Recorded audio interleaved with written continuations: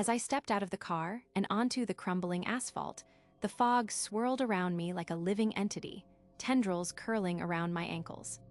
The old sanatorium loomed before me, its turrets and spires reaching like skeletal fingers towards the gray sky. I'd always been drawn to such places, where the past lingered in the air like a malignant mist. The locals avoided it, whispering tales of patients who'd never left, their spirits trapped within the decaying walls. I smiled to myself as I grabbed my equipment and stepped into the fog, the crunch of gravel beneath my feet echoing through the stillness. The main entrance hung crookedly on its hinges, creaking in the faint breeze like a tired sigh. I pushed it open and stepped inside, calling out into the darkness. The only response was the faint rustle of papers, or perhaps fabric, settling into the dust. I began to explore, my footsteps echoing off the walls as I made my way deeper into the labyrinthine corridors. In the rooms, I found remnants of lives. A child's toy, a bed with rusting springs, a photograph of a smiling nurse. Each discovery added to the sense of unease growing in my chest.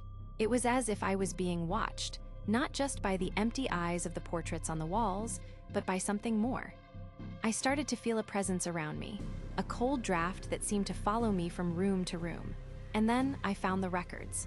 Patient files detailing treatments and diagnoses, but one name kept appearing: Emily.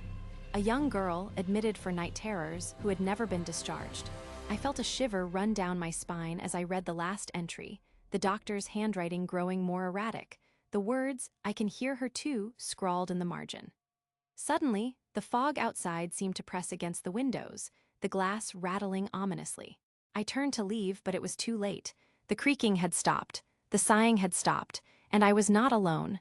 I heard my own voice whispering a single word, "Emily." And then the darkness closed in. When the fog finally cleared, the locals found my car, abandoned on the road, the engine still running, the headlights casting an eerie glow into the now empty space. But I was never seen again, and the locals whispered that on foggy nights, they could still hear my voice, calling out into the darkness, searching for a way out.